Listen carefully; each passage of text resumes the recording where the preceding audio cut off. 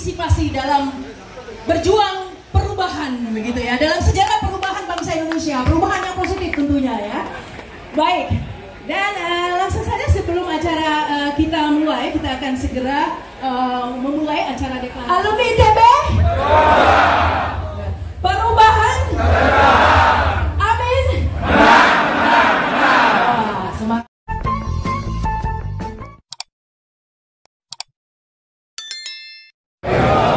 Bismillahirrahmanirrahim. Teman-teman semua sesuai dengan acara bahwa hari ini kita melakukan deklarasi dari alumni ITB Pejuang Perubahan. Deklarasi dengan memohon ridho Tuhan Yang Maha Esa, kami komunitas alumni ITB Pejuang Perubahan yang beranggotakan alumni ITB dari berbagai jurusan dan angkatan dalam kaitannya dengan proses pemilihan Presiden dan Wakil Presiden Republik Indonesia periode 2024-2029 yang sedang berlangsung saat ini, berdasarkan kajian kami terhadap visi, misi, dan program kerja pasangan calon presiden dan calon wakil presiden, dengan menyimak pernyataan-pernyataan di ruang publik dalam berbagai kegiatan kampanye calon presiden dan calon wakil presiden, serta setelah mengikuti rangkaian debat Capres dan Cawapres yang telah dilaksanakan sejauh ini, maka dengan ini kami secara bersama-sama menyatakan: 1. Mendukung sepenuhnya pasangan calon presiden dan wakil presiden dengan nomor urut 1, yaitu Anies Rashid Baswedan dan Abdul Muhaimin Iskandar yang dikenal dengan sebutan Amin, dan akan memilih paslon nomor 1 Amin pada pemilihan presiden dan wakil presiden Republik Indonesia tanggal 14 Februari 2024. 2. Menghimbau paslon Amin apabila terpilih menjadi presiden dan wakil presiden RI untuk mengembalikan kewarasan dalam bernegara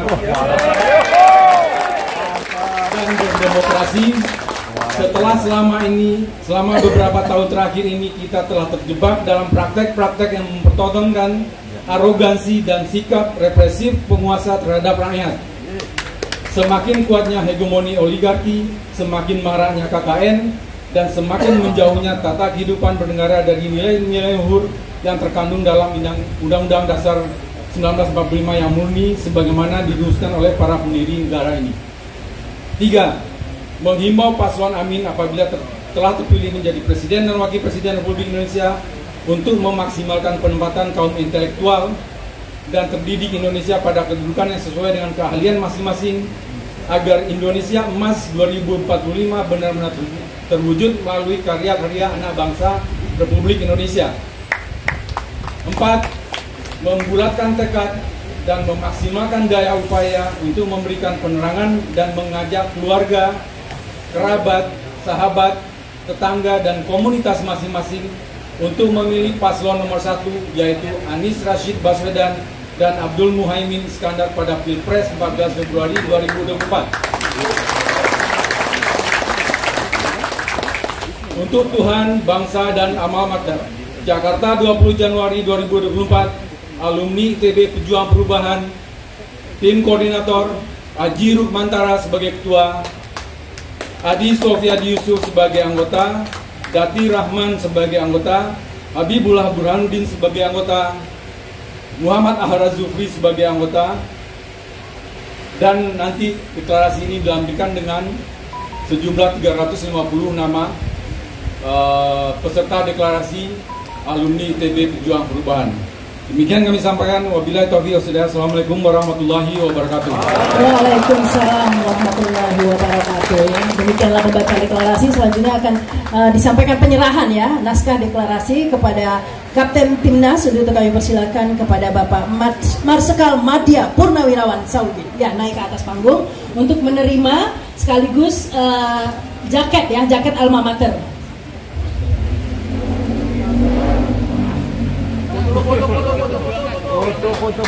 Ya, tepuk tangan. Dan inilah penyerahan secara simbolis ya, deklarasi dukungan alumni ITB yang pastinya akan terus mengalir tadi ya, sampai baru dibuka saja Instagramnya followernya sudah 3.000 tadi katanya ya. Semoga ini momentum untuk terus mengajak alumni-alumni yang lain ya. Selanjutnya akan penyerahan jaket, langsung dikenakan ini ya. Ya, Pak Marsikal Madya mulai sekarang.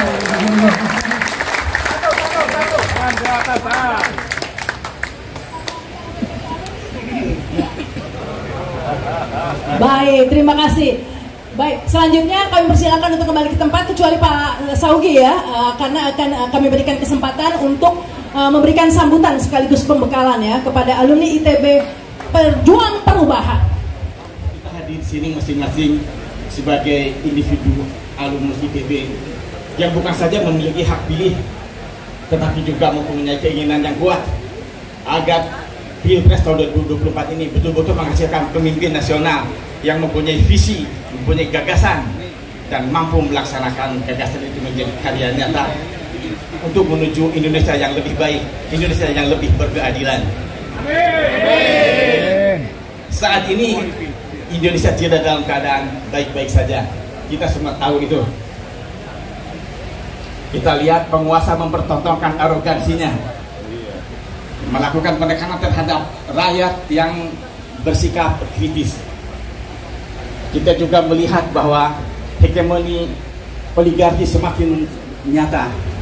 Bahkan berbagai perundangan dibentuk, disusun hanya untuk kepentingan mereka. Ajaran dari alumni ITB yang sampai hari ini belum pernah dijalankan oleh pemimpin negara kita ini, yaitu ajaran Trisakti Bung Karno. Dan ajaran ini adalah ajaran yang sangat penting karena dia mendasarkan pada kedaulatan politik, berdikari dalam ekonomi, dan berkepribadian dan budaya. Setelah saya melihat dan bergaul dengan pasangan ini, insya Allah pasangan inilah yang akan melaksanakan ajaran Trisakti Bung Karno. Ya. Bukan dari apa yang diomongkan, tapi dari apa yang dikerjakan. Ya, jadi dari visinya sudah jelas. Kita 28 Oktober 1928 adalah baru menyatakan satu bangsa, belum jadi negara, kata Anies dan Muhaimin. Tahun 45 baru menjadi satu negara, ya. Tapi kemudian jadi federal, terpecah-pecah dan sebagainya. Baru tahun 50, ya, ada mosi integral dari Muhammad Nasir yang kemudian menyatakan kembali kepada NKRI yang disebut dengan proklamasi kedua. Tapi ini belum tuntas, bisa bahaya ini. Nah, kemudian ada deklarasi Juanda yang menyatakan tanah dan air di internal archipelago harus menjadi milik negara itu. Maka pada tahun 57 deklarasi, dan pada zaman Orde Baru Pak Mokhtar Kusumaatmadja akhirnya menjadi UNCLOS.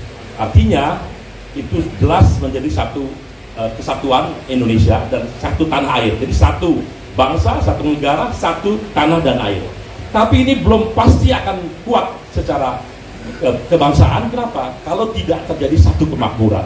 Dan itulah visinya Amin, adalah memastikan dalam kepemimpinan mereka kita menuju kepada satu kemakmuran untuk semua. Itulah. Itu kedaulatan dalam politik. Dalam ekonomi kita menyaksikan betul bagaimana getirnya melihat keadaan sekarang ini. Segala sesuatu impor. Bahkan tenaga kerja pun impor. Tapi Anies bisa buktikan bangun JIS, ya, yang begitu susah, ya. Bahkan mungkin tidak banyak orang di seluruh dunia ini yang mengerti bagaimana mengangkat 3.600 ton ke atas. Dan ternyata semuanya dilakukan oleh orang Indonesia, ya. Dan pasti itu anak ITB banyak di situ. Tapi sebaliknya rezim ini bisa kita tahu yang gali-gali kabel, ngecat tangki didatangkan dari RRC, saudara-saudara. Bagaimana kita mau menjadi mandiri dalam bidang ekonomi? Kayak begitu aja kita mendatangkan. Jadi memang udah luar biasa. Dan kita tahulah kita dijebak oleh impor, kita dijebak oleh industri manufaktur yang, maksud saya barang-barang manufaktur yang membanjiri kita. Sehingga apa? Sehingga anak ITB gak bisa bekerja karena industri manufakturnya turun terus. Dari 30-an, 33% zaman Orde Baru, turun lagi 27, zaman SBY dulu. Sekarang cuma 16%, 17% sumbangan industri bagi PDB kita. Jadi sudah pasti kalau itu terus turun, ya udah pasti pengangguran makin banyak. Saya kebetulan dari Gerakan Buruh Indonesia juga. Saya tahu persis kenapa banyak guru-guru yang kemudian orang susah cari pekerjaan. Karena memang lapangan kerjanya tidak ada karena barang-barang impor yang masuk. Nah, ini yang harusnya ITB itu bicara ini, ya, membangun kemandirian, bukan ngomongin soal radikal yang dulu pasti bukan teman-teman kita, Itu yang aneh-aneh lah gitu ya. Kalau kita pasti cuman kita silent majority, dan sekarang saya bangga betul silent majority ini bisa bangkit bersama-sama untuk memastikan ya, ini bisa berjalan. Jadi saya rasa itu saja. Dan yang terakhir soal budaya, Anda tahu sendiri bahkan Presiden kata Anies kalau pergi ke satu daerah harus bawa misi kebudayaan. Dia akan pastikan di berbagai negara yang punya hotspot yang tinggi akan ada kuliner-kuliner buat dari Indonesia. Ini adalah bagian penetrasi, dan ide besarnya adalah branding Indonesia. Itu adalah kebudayaan. Ini berkeadilan secara budaya, berdikari secara ekonomi, dan berdaulat secara politik. Itulah esensi ajaran Trisakti Bung Karno. Biarlah yang menjalankan anak-anak UGM ini, ya kan, orang UGM, tapi tetap bumbu dasarnya ada dari alumni ITB. Nah, jadi kata alumni dah, nggak apa-apa. Ini sedihnya. Ya, jadi insya Allah ajaran Trisakti Bung Karno akan lebih kafah, akan lebih komprehensif, karena ada dua universitas besar, ITB dan UGM, yang akan membersamai dan mengawal ajaran Trisakti Bung Karno. Hidup ITB, alumni ITB. Alhamdulillah, terima kasih. Billahi taufiq. Assalamualaikum warahmatullahi wabarakatuh. Selamat datang putra putri terbaik bangsa. Betul ya? Jadi saya mau tes dulu dong. Suaranya lantang nggak? Ya, kalau tadi kan udah yel-yel Mbak Rahma ini. Ya, saya juga nggak mau kalah. Jadi yel-yelnya gampang. Kalau saya bilang presiden, jawabnya Anies. Presiden Anies, Presiden Anies. Wakil Presiden Muhaimin, Wakil Presiden Muhaimin, Wakil Presiden Muhaimin. Anies menang, Anies menang. Amin menang, menang, menang. Oke? Oke. Ini oke-nya nggak semua ini. Bapak Ibu yang di sana oke nggak? Oke. Ready ya? Presiden. Presiden. Presiden. Presiden. Wakil Presiden. Wakil Presiden. Wakil Presiden. Amin. Amin. Amin. Ini baru top ini alumni ITB. Jadi sebelum sambutan, biasanya ini karena khusus. Biasanya saya kalau udah yel tanpa pantun, tapi kalau udah pantun tanpa yel. Tapi ini karena alumni ITB, dua-duanya saya sampaikan. Cocok ya? Cuman harus lihat catatan. Kalau nggak lihat catatan, orang-orang pinter di sini. Berlibur ke Tanjung Pinang naik kapal selam, nunggunya di pinggir dermaga. Ketika ada yang mengucap salam, harus dijawab dengan lantang dan bertenaga. Mentari terbit belumlah tinggi, jalan sendiri menunggu pacar. Assalamualaikum, selamat pagi. Semoga acara hari ini lancar jaya. Assalamualaikum warahmatullahi wabarakatuh.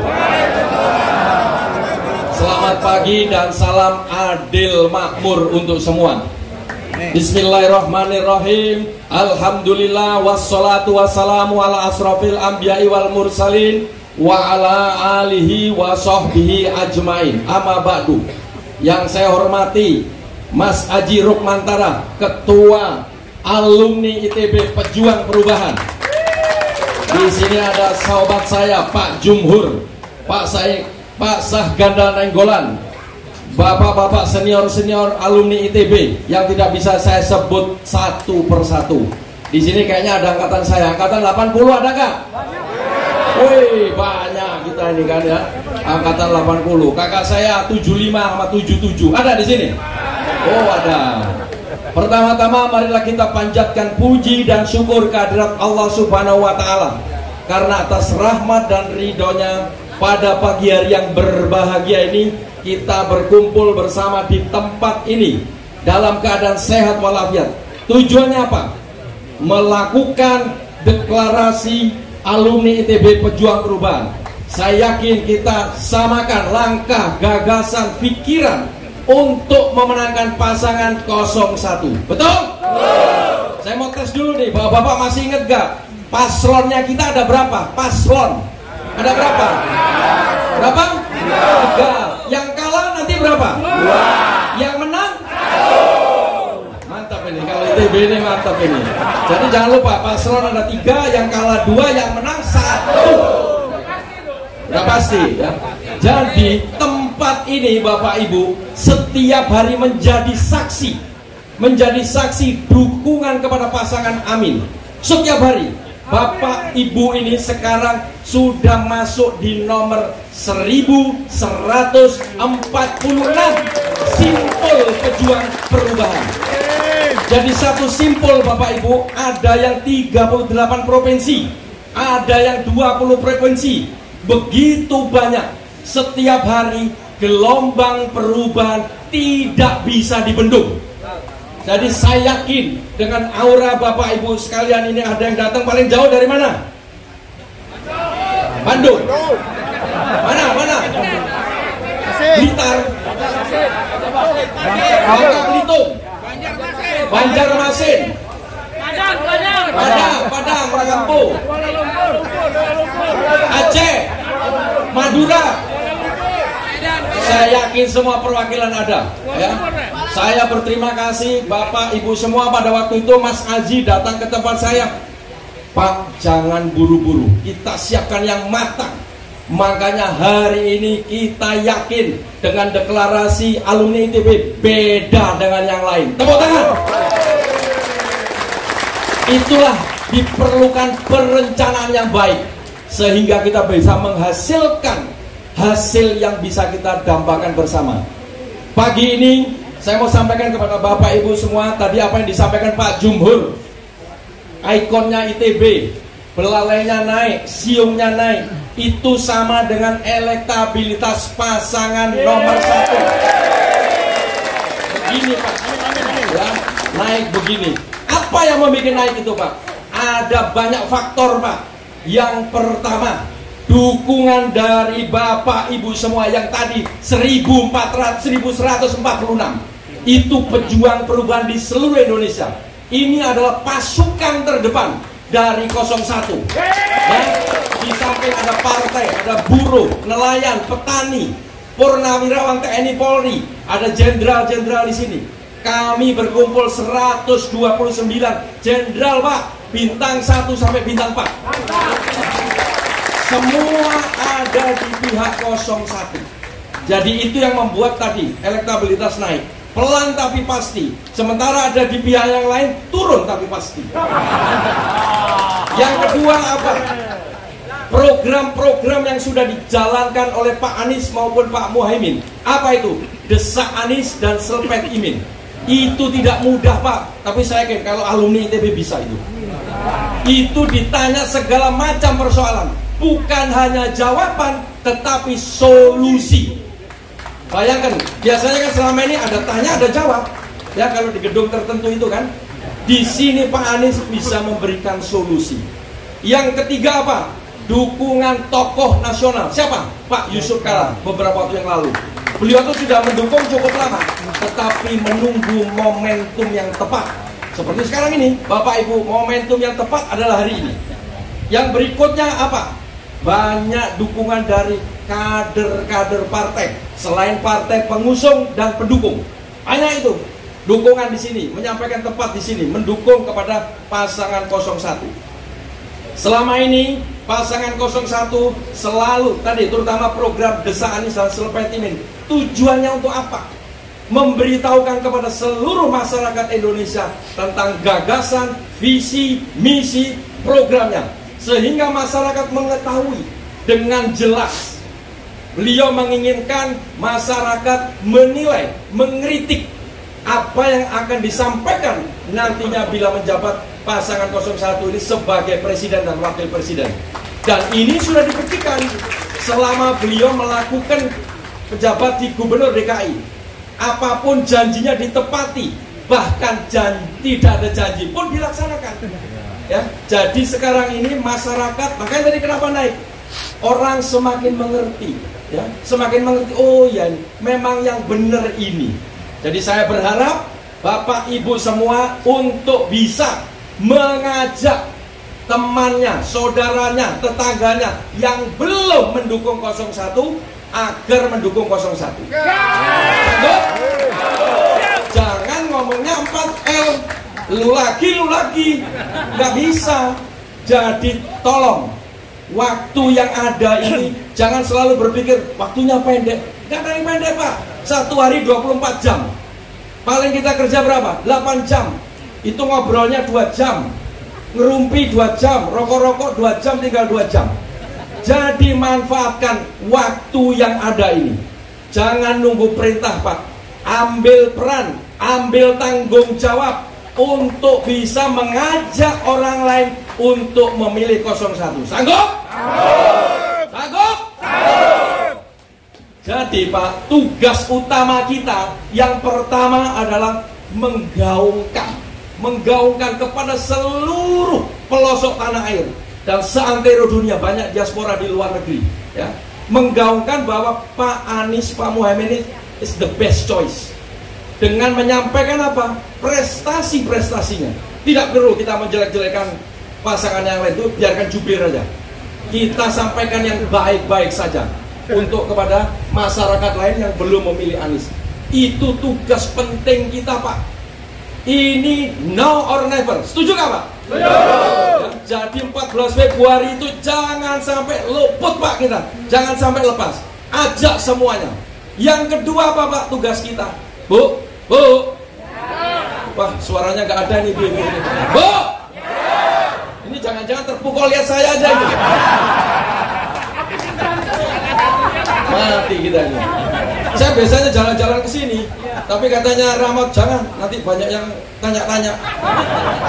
Jadi tugas kedua kita apa, Bu? Kalau kita pengen menang, menjadi saksi, ya, menjadi saksi di dalam pemilihan presiden. Sanggup nggak? Sanggup. Ya, sanggup. Lakukan di 14 Februari itu menjadi saksi. Bagaimana caranya?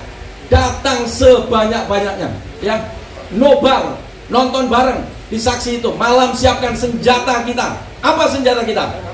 HP. Dicat malamnya, jangan besoknya lobet, mati kita. Ya, dicat. Ya, pulsa diisi. Kameranya dibersihkan sehingga besok pagi kita datang di TPS dengan membawa makanan, minuman sendiri, pakai masker. Supaya apa? Supaya aman. Ya, kalau tangannya habis pegang macem-macem, jangan langsung pegang mulut, mata, hidung, cuci dulu, ya, cuci dulu. Jangan lupa saksi ada di dalam dan di luar TPS. Ya, nanti ada aplikasinya, bisa disampaikan kepada timnya, apps Amin, kita bisa download di situ. Semua kegiatan agar difoto, agar di video. Semakin banyak kita menjadi saksi, semakin sulit potensi kecurangan akan terjadi. Betul? Betul. Jadi kita jangan sampai berkedip. Ya, setelah coblos tunggu di situ. Ya, semua boleh difoto di dalam itu, kecuali di dalam bilik itu yang rahasia. Yang lain tidak ada yang rahasia. Ya, selalu dikatakan pemilu ini damai riang gembira. Buat saya tidak seperti itu. Pemilu ini yang utama adalah jurdil. Jujur, adil, baru dicapai damai, riang gembira. Betul nggak? Damai, riang gembira nggak jujur, gimana? Nggak bisa. Makanya saya sangat berharap kepada Bapak Ibu semua untuk menjadi saksi. Sampai jam 1 perhitungan suara, tunggu di video terus, ya, sampai selesai. Selesai si kotak atau si kardus digembok, dibawa kemana? Ikuti. Ya, ikuti ke kecamatan, ikuti paling tidak sampai kabupaten. Saksi harus ada di TPS, di kecamatan, di kabupaten, di provinsi dan di pusat. Jadi ini tugas kita, Pak. Kalau kita mau perubahan, selalu ditanya, perubahan apa sih perubahan ini? Pak Anies, Pak Muhaimin sering mengatakan perubahan ini. Kalau kita dulu masih sekolah SD, SMP, SMA, selalu kalau membuat hafalan pakai jembatan keledai. Betul, Pak? Atau ada yang nggak tahu jembatan keledai? Ya, depannya saja, huruf depannya dihafali. Jadi ada 5 yang harus dirubah oleh Pak Anies, Pak Muhaimin. PPLKH. P yang pertama, perumahan yang murah. Itu yang disampaikan Pak Anies, Pak Muhaimin. P yang kedua, pendidikan. Supaya keluarga ini bisa mendidik anak-anaknya sampai perguruan tinggi dan terus. Karena tidak semua punya keluarga yang seperti Bapak Ibu ini lulusan di universitas. Masih banyak yang tidak seperti itu. Yang ketiga apa tadi? L. Lapangan pekerjaan yang mudah. Banyak anak-anak kita begitu lulus nganggur. Tadi Pak Jumur sudah mengatakan perlu ada lapangan kerjaan, ya. Jangan sampai yang kecil-kecil aja kita impor. Yang keempat apa tadi? K. Kesehatan. Jangan sampai kita orang sakit masuk rumah sakit ditanya dulu punya duit berapa, asuransi, BPJS, keburu wassalam. Ya, ini banyak kejadian-kejadian. Mungkin kita nggak merasakan itu, tapi masyarakat di bawah banyak merasakan itu. Yang kelima tadi apa? H. Harga-harga terjangkau. Jadi ini banyak wartawan menanyakan kepada saya, Pak, kalau Pak Anies terpilih nanti, kok pakai kalau? Saya bilang terpilih. Kita harus yakin, Pak. Ya? Harus yakin. Betul Pak, saya ganda. Jangan kita ragu-ragu, Pak. Kalau ragu-ragu bukan di sini tempatnya. Ya, kita ini orang yang yakin. Banyak tanda-tanda alam. Betul ya? Kita bisa mencapai sampai posisi ini karena tailwind, angin dari belakang, dorongan kita ini. Dari apa itu? Dari Allah Subhanahu wa Ta'ala. Kalau normatif nggak akan bisa. Betul Pak Jumur ya? Nggak bisa. Jadi makanya ikhtiar kita, usaha kita harus serius. Jangan setengah-setengah. Ya, tadi apalagi putra putri terbaik bangsa. Walaupun yang jadi selamat datang calon pemimpin nasional, nggak masalah. Siapapun itu, kita berkolaborasi. Betul ya? Nggak mungkin terus di ITB semua yang mimpin. Nanti saya purnawirawan gimana? Jadi berikan kepada yang terbaik di saatnya. Setuju ya? Jadi tadi itu ya, program-program yang akan dilakukan Pak Anies. Ada yang tanya, Pak, 100 hari pertama apa yang akan dilakukan Pak Anies, Pak? Tadi kan kata kalau menang, saya bilang menang. Apa? Ada beberapa contoh. Kita sering di TV kita melihat.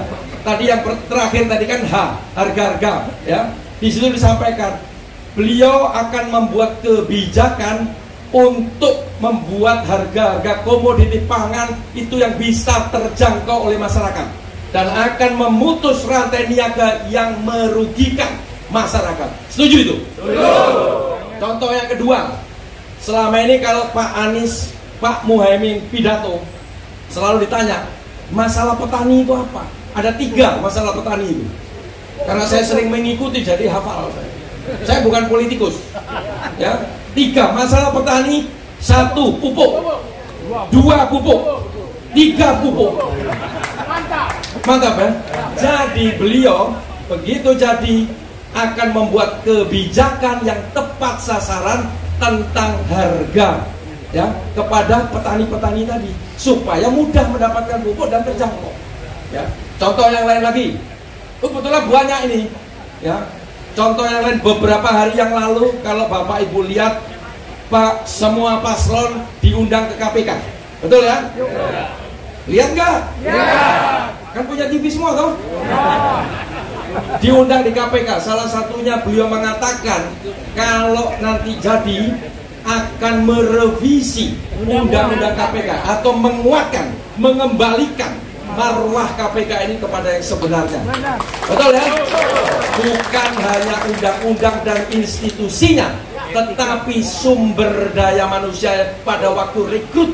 Bukan hanya mencari pekerjaan, tetapi untuk memberantas korupsi. Setuju? Setuju. Nah, nanti pasti ada itu dari alumni ITB. Siap-siap. Ya. Kan bagi-bagi semua kan nanti yang pinter di sini di situ supaya apa? Menjadi yang baik. Apalagi itu contoh yang lain. Nah, satu lagi contoh ini. Pada waktu debat ketiga Pak Anies, mungkin lihat kita kan ya. Wah itu kita sampai terpukau itu melihat. Ya, itu pertahanan keamanan itu kan topiknya kan, ya kan berarti kita ini jenderal itu ada di situ Pak. Gak perlu kita konsultan itu Pak. Kita ini pelaku Pak. Beliau itu pengamat. Betul ya? Nah dari situ beliaunya mengatakan perlu memperbaiki tentang apa? Kedaulatan cyber pertahanan. Karena kita banyak kebobolan. Ya bukan hanya infrastruktur yang diperbaiki, termasuk sumber daya manusianya. Itu salah satu program 100 hari kalau beliau terpilih nanti. Makanya kita jangan sampai lepas ikhtiar usaha dan berdoa terus. Sanggup ya? Ya, jadi saya berharap Bapak Ibu semua bisa melihat situasi perkembangan ini. Tadi saya sampaikan, jangan nunggu diperintah. Ambil peran, ambil tanggung jawab. Paling tidak di lingkungan kita. Misalkan 40 rumah ke depan, ke kiri, ke kanan, itu normatifnya begitu. Ya, ajak. Sanggup nggak kira-kira kalau pulang? Sanggup. Bentar, saya ngomongin semangat ini ada yang ngantuk juga. Ngerti juga. Bangun Pak. Amin. Amin. Amin. Bangun, ya bangun dulu Pak. Saya udah semakin mungkin berangkatnya dari jam 3 pagi gitu. Tapi itu saya yakin menunjukkan semangat kita untuk hadir di sini. Ya, saya pun semangat melihat Bapak Ibu yang betul-betul sumringah. Aura-aura kemenangan sudah nampak, Pak. Saya itu semangat kalau hadir di tempat begini-begini. Berapa hari yang lalu kami, Pak, Purnawirawan TNI Polri, ada 400 lebih Pak, konsolidasi, menyatakan dukungan lagi. Udah itu kita all out, ya. Kita akan mengawal TPS, ya, sebagai backup saksi di dalam maupun di luar. Sehingga tadi potensi-potensi kecurangan, di samping tadi saya bilang nobar, kami hadir di situ Pak. Karena tadi apa? Pengen perubahan Pak, supaya menjadi lebih baik. Setuju? Saya pikir itu saja Pak. Biar Bapak Ibu nggak ada yang ngantuk lagi. Saya sebetulnya pengen ngobrol terus tadinya kan, tapi ini kan ada banyak televisi. Saya mau kasih strategi nanti nggak enak di sini. Ya, soalnya pernah Pak, saya begini nih, ya nanti setengah kamar. Saya kasih begini, tahu-tahu muncul di luar Pak. Ini kok begini dipotong begini. Waduh, saya langsung ditegur, ada yang negur, Pak jangan begitu Pak. Aduh, ya sudah, yang umum-umum aja dulu. Kalau model Pak Jumhur, Pak Saiganda Golat itu bisa begitu. Kalau saya nggak boleh begitu. Ya. Sekali lagi saya terima kasih atas kehadiran Bapak Ibu semua yang telah menyatakan dukungan kepada pasangan 01. Mudah-mudahan niat baik kita, usaha kita diridhoi oleh Allah Subhanahu wa Ta'ala. Sebelum saya akhiri, kasih pantun lagi. Pantunnya nggak salah. Buah kurma dipetik sekali, merpati lepas di tepi kali. Alumni ITB solid dan kompak sekali, membuat lawan berpikir berkali-kali. Betul kan? Apalagi Pak Jumhur, Pak Nainggolan, Pak Haji, kudu ngeri itu kan. Ada satu lagi. Jangan salah, di sini nggak ada angka selain 1. Di negeri Aceh, pesantrennya disebut Dayah. Mana payahnya nggak semangat? Saya ulangi. Di negeri Aceh, pesantrennya disebut Dayah. Santri-santrinya taat dan patuh. Billahi taufik wal hidayah. Wassalamualaikum warahmatullahi wabarakatuh. Waalaikumsalam warahmatullahi wabarakatuh.